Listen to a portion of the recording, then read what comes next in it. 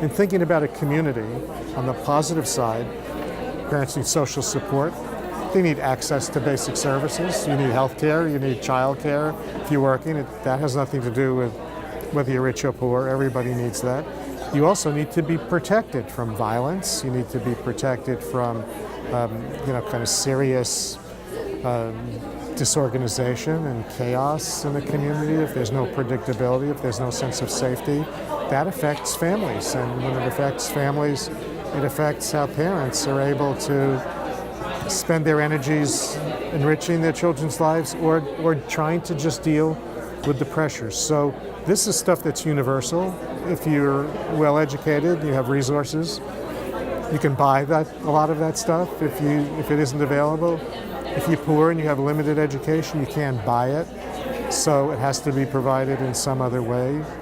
There are skills that can be built by coaching and practice that we could all benefit from. So for a parent or for a service provider, a lot of these skills have to do with things like the ability to kind of organize yourself.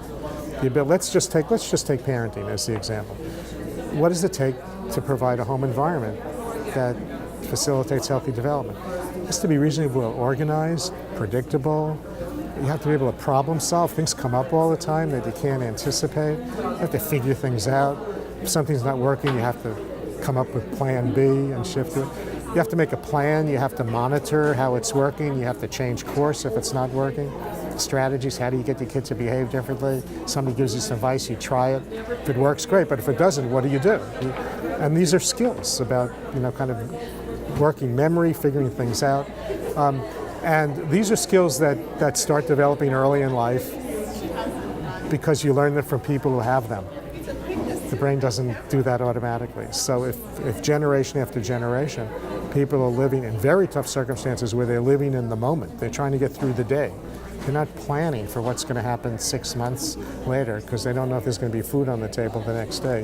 You don't develop good skills in long-term planning because it's not part of your life.